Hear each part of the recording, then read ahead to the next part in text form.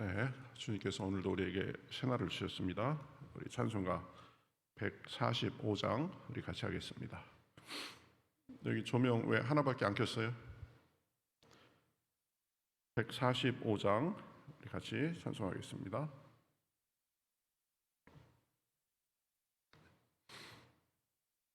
오 거룩하신 주님 145장입니다.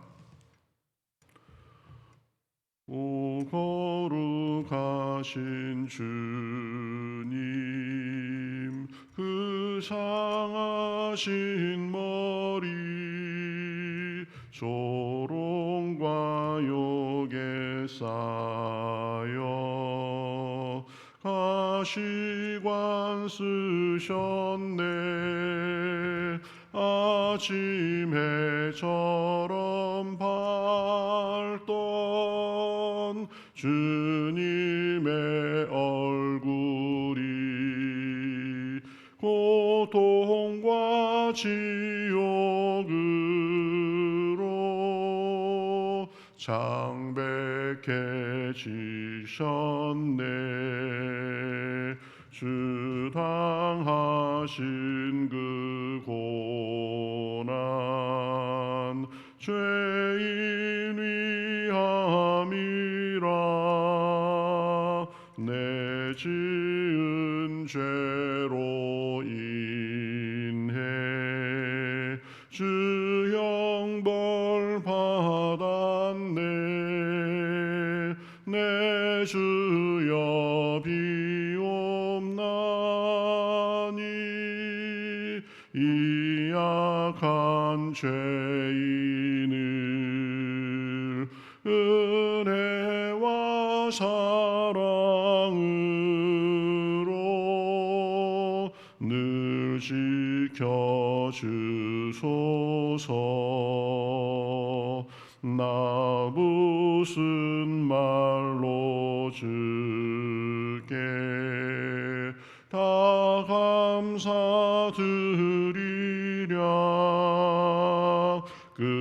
끝없는 주의 사랑 한없이 고마워. 보잘것없는 나를 주의 것 삼으사 주님만 사랑하며 나 살게 하소서.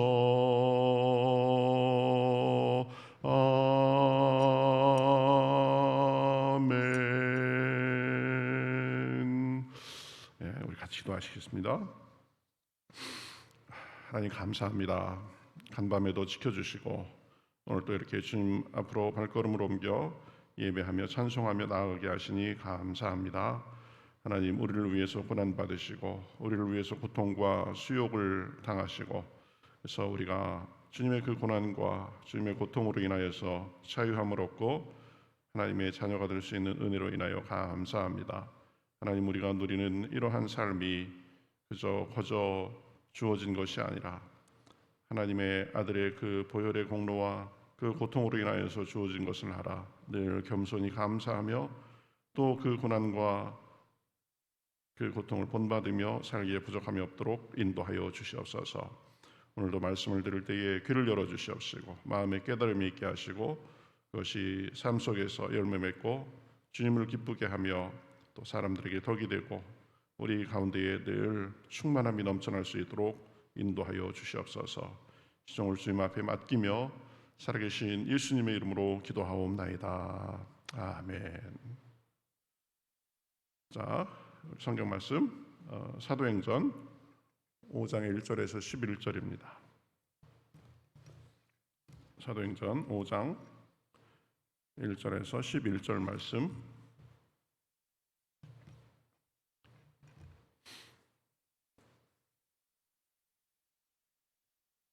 사도행전 5장 1절에서 11절 우리 같이 교독하시겠습니다.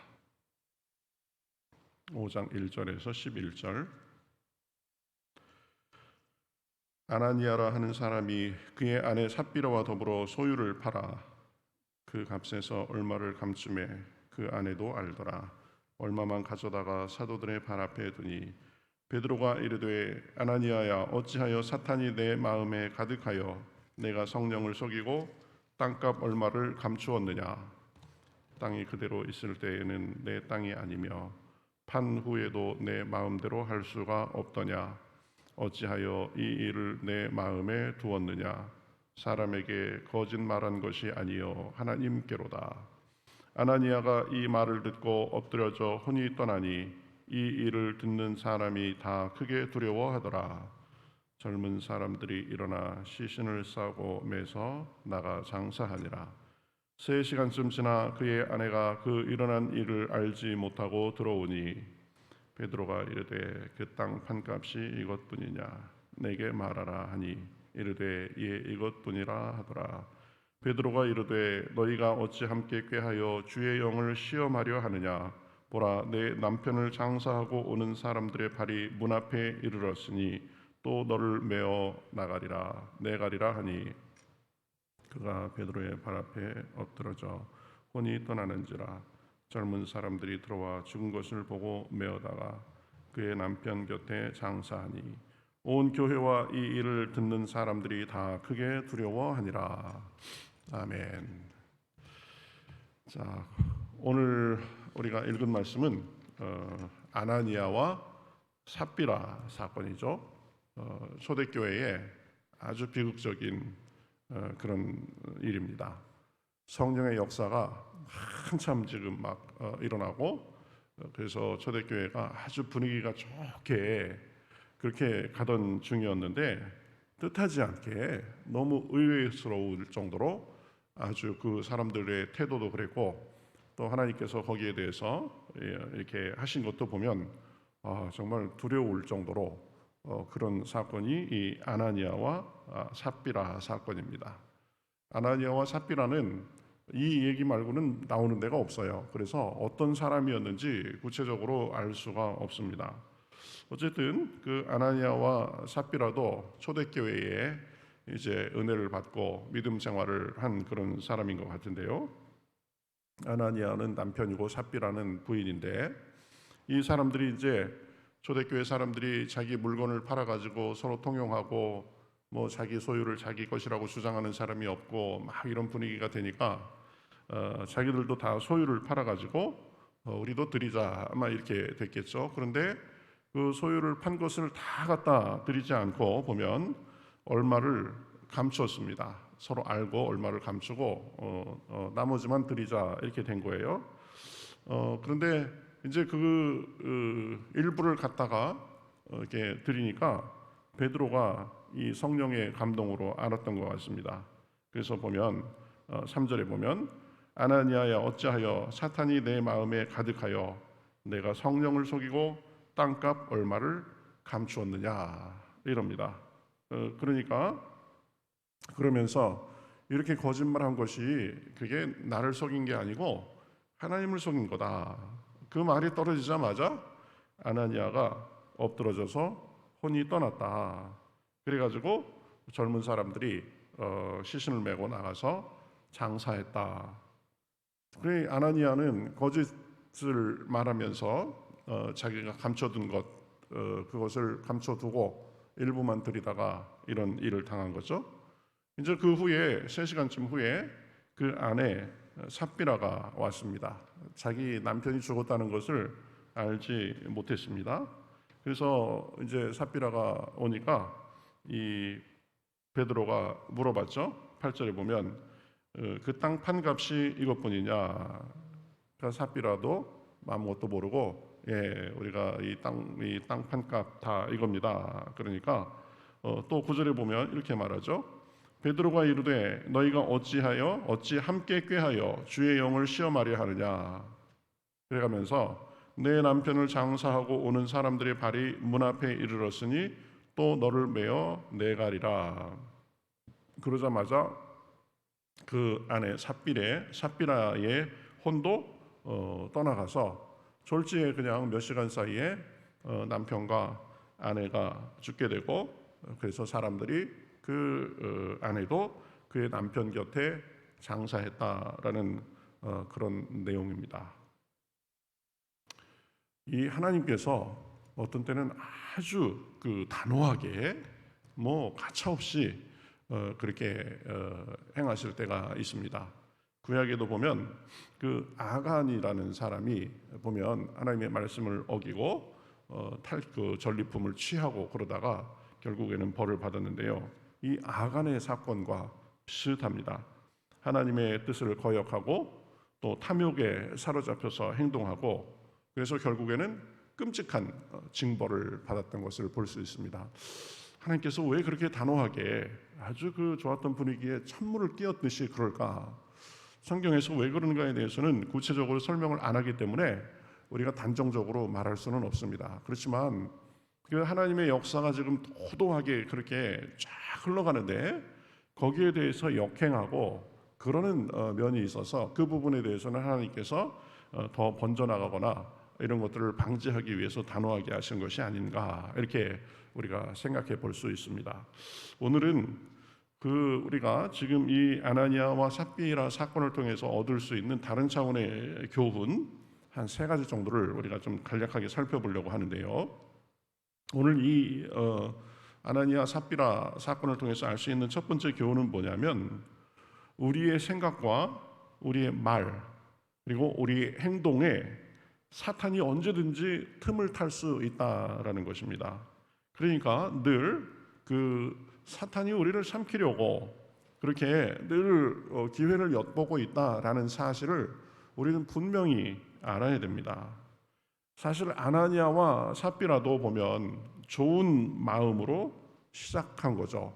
와, 다른 사람들도 자기 재산을 다 팔아드리는데 우리도 그렇게 하자. 뭐 부부가 그렇게 마음이 하나가 됐겠죠. 그런데 그 과정 속에서 이 사탄이 이 아까운 마음도 들게 하고 아이 뭐 꼭 다 드려야 되나 조금만 드려도 되지 뭐 이렇게 생각을 하도록 했겠죠. 그래서 그 마음에 넘어가서 조금 챙겨두고 그것에 대해서 거짓을 말하고 이렇게 된 거죠. 사실은 이 사도행전에서 지금 유무상통하고 그랬는데 이 자기 소유를 팔아가지고 다 드려라 이게 무슨 하나님의 명령이거나 사도들의 뭐 강력한 권고이거나 그렇지 않았습니다. 다 자발적으로 했던 거예요. 자발적으로 뭐 이거 재산을 팔아서 드리지 않으면 당신들 구원 못 받습니다 이런 것도 없습니다. 마음이 감동이 돼가지고 그렇게 한 거고 그러고 보면 뭐 소유를 있는 대로 다 팔아라 다 팔아가지고 그거 싹 다 바쳐라 뭐 이렇게 한 것도 없습니다.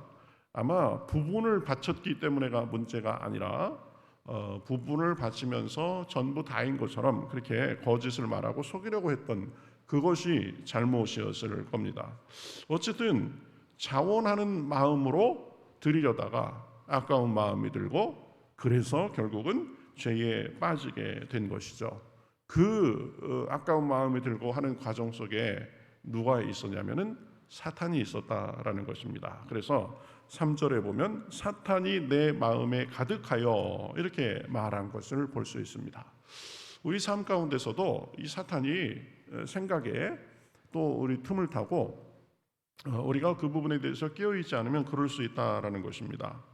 가룟 유다도 이 예수님을 팔려는 생각을 요한복음에 보면 사탄이 넣어줬다고 했습니다. 그러니까 불만이 있다가 어느 순간 사탄이 틈타가지고 본격적으로 이제 뭐 사탄의 지배를 받다시피 그렇게 한 거죠. 우리도 사탄을 두려워할 필요는 없습니다. 그러나 사탄을 무시해서도 안 됩니다.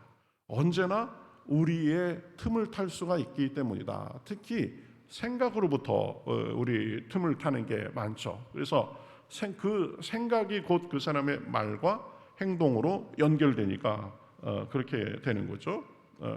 그래서 내가 지금 생각하는 것, 내 생각의 방향, 내가 지금 일을 하려고 하는 방향, 이것이 하나님의 뜻에 맞는지 아니면 혹시 내가 이 사탄의 생각에 이끌려가지고 부지불식간에 이 하나님을 거스르는 건지 이런 부분들을 우리가 잘 볼 필요가 있는 것입니다. 마귀가 우는 사자같이 삼킬 자를 찾는다라고 했죠. 여러분 보면 가인이 이제 자기 동생 아벨을 하나님께서 아벨의 제사만 받으시는 것을 보고 그 마음에 분이 가득해가지고 아벨을 죽이죠. 아벨을 죽이고 나서 하나님께서 가인에게 그런 내가 동생이 어디 있느냐 그래가면서 그 부분에 대해서 말씀하신 후에 창세기 4장 7절에 보면요 아주 의미 있는 말씀을 하십니다. 뭐냐면 선을 행하지 않으면 죄가 문 앞에 엎드려 있느니라. 죄가 너를 원하나 너는 죄를 다스릴지니라. 여러분 요거는 이 구절은 꼭 기억하셨으면 좋겠습니다.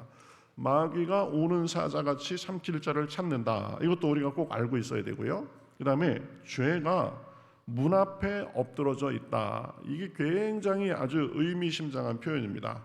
여러분 문 앞에 엎드러져 있다라는 건 뭐예요? 언제든지 우리 집 안으로 들어와 가지고 틈을 타려고 한다라는 거죠. 그래서 이 죄는 마귀는 언제든지 우리의 틈을 타려고 한다. 그러면서 이 뭐라고 말씀하셨어요? 죄가 너를 원하나 너는 죄를 다스릴지니라. 마귀가 우리를 삼키려고 하나 너는 마귀를 대적할지니라. 이 마음을 분명히 가지고 있어야 된다라는 것입니다. 언제든지 마귀가 틈탈 수 있다. 마귀를 두려워할 필요는 절대 없습니다. 하나님이 훨씬 세시고 그럽니다. 그렇지만 내가 방심하면 마귀가 슬그머니 우리 마음 한구석을 들어와서 우리를 그렇게 나쁜 쪽으로 이끌 수 있다라는 거죠. 갑자기 막 혈기를 내고 그죠? 갑자기 사람이 이상할 정도로 막 변하고 그런 거에 보면 이 마귀의 충동이 있는 경우가 많이 있습니다. 나는 옳다고 생각하는데 너무 과하게 그래가지고 어떻게 막 사람들이 갑자기 놀랄 정도로 어떻게 저럴 수 있나 막 이럴 정도로 그런 경우가 있죠. 우리가 부지불식간에 그럴 수도 있습니다. 그렇지만 가만히 생각해보고 야 이거 내 정신이 아니었구나, 이게 뭐에 홀린 것 같았구나 이럴 때가 있죠. 그러면 그때 하나님 제가 좀 그런 면이 있었나 봅니다. 하나님 불쌍히 여겨주시고 제가 더 이상 이 악한 것에 휘둘리지 않도록 인도하여 주시옵소서, 이렇게 기도하고 그런 게 있어야 된다라는 것입니다. 그래서 주기도문에도 뭐라고 그래요?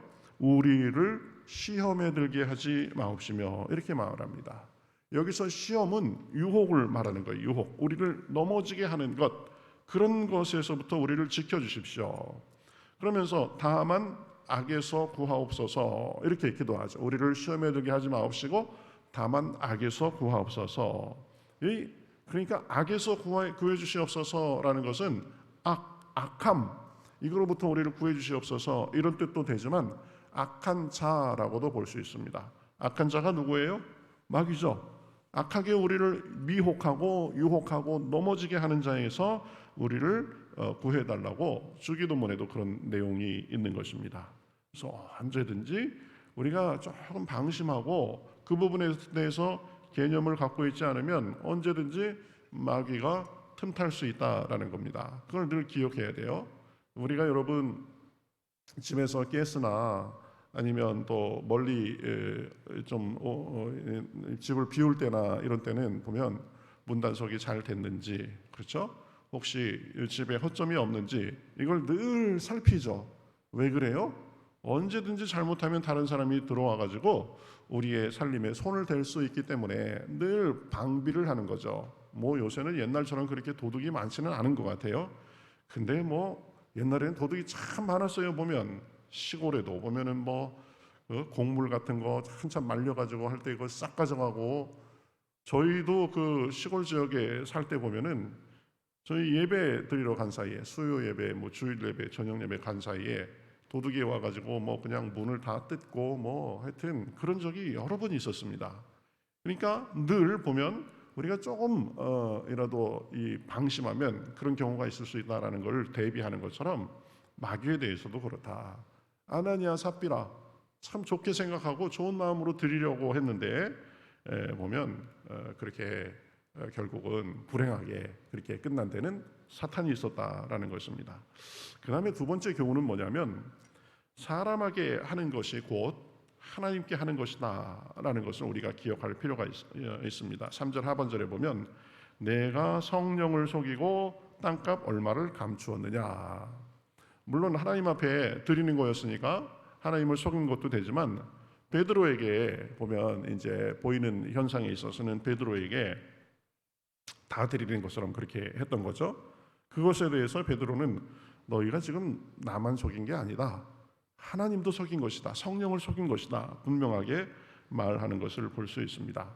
여러분, 하나님께 하는 것 따로, 사람에게 하는 것 따로, 내 개인 생활 따로, 내 교회 생활 따로 그런 게 아니다라는 것입니다.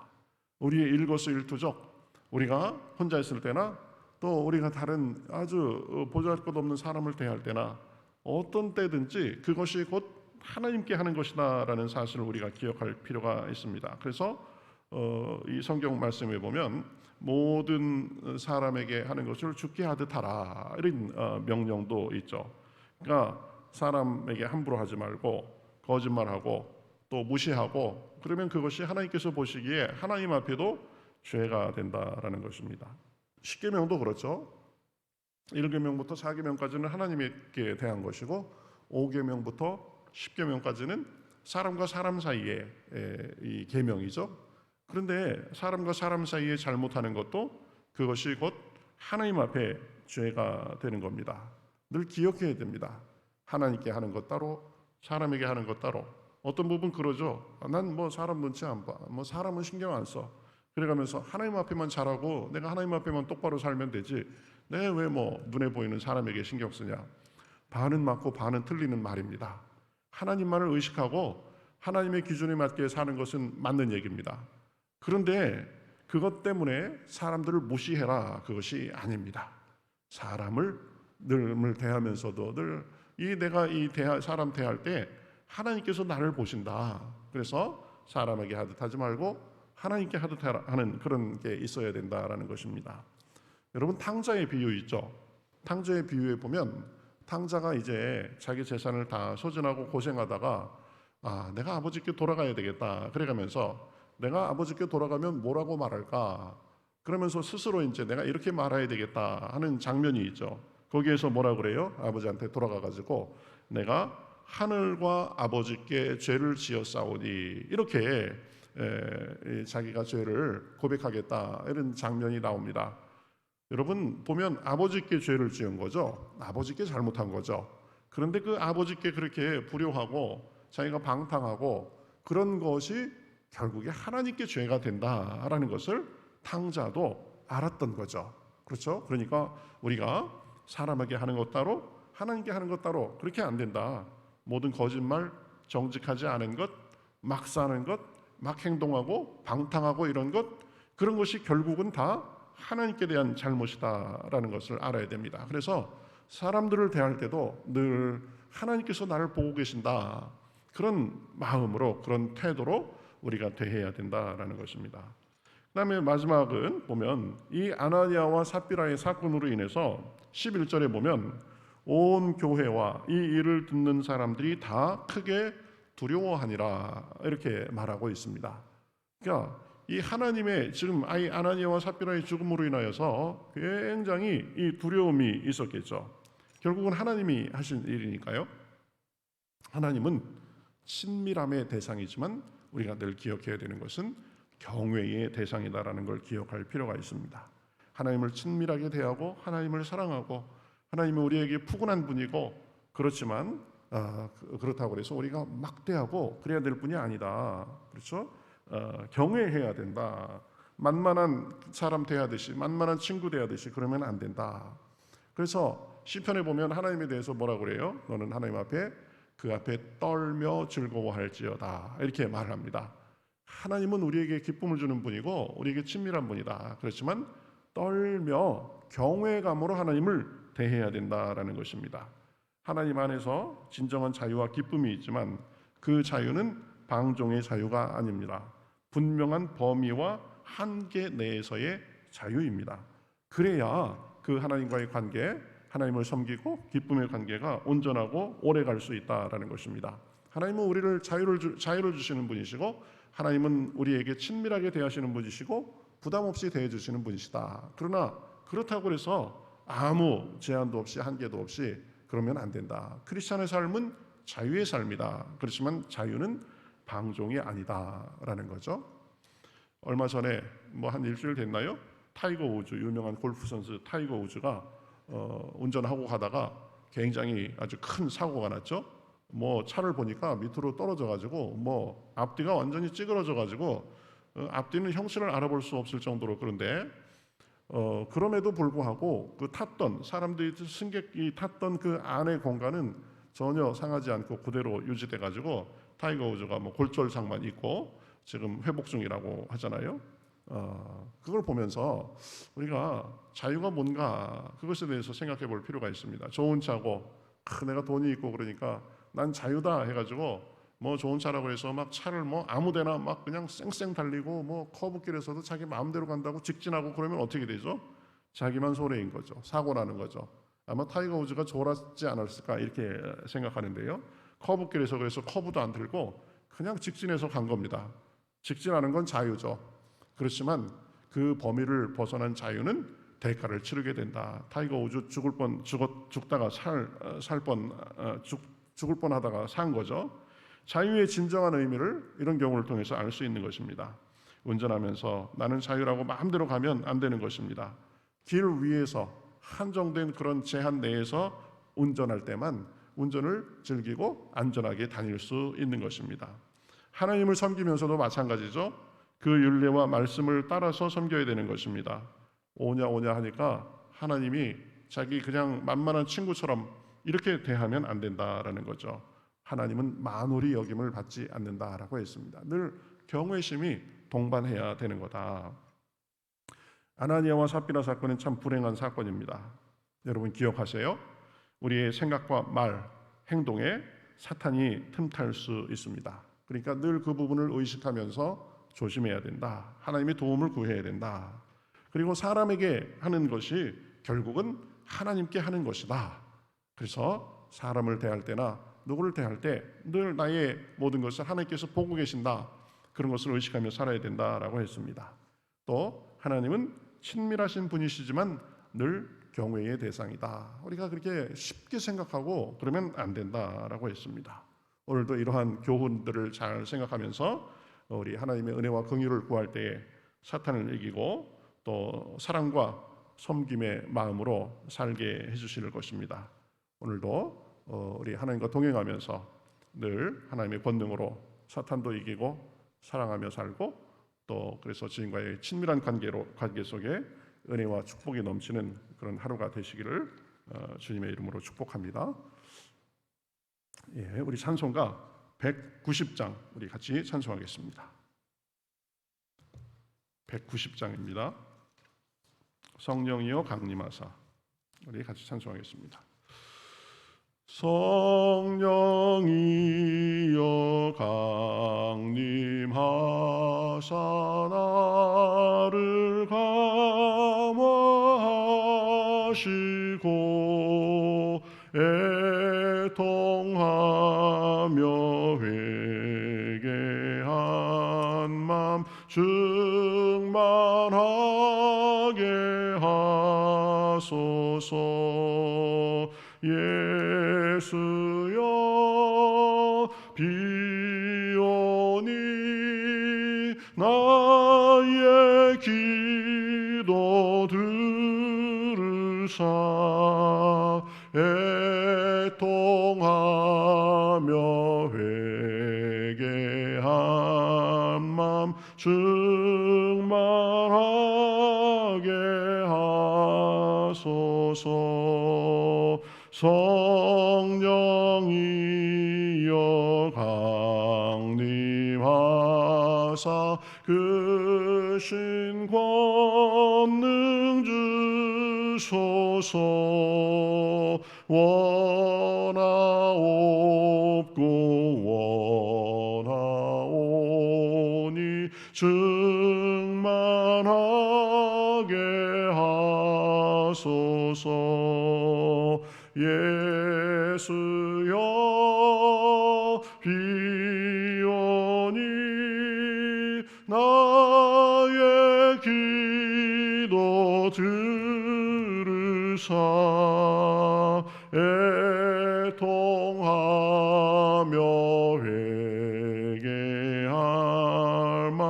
충만하게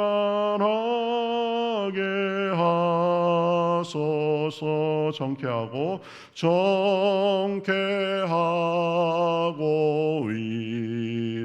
위로하사 복을 받게 하소서. 충만하게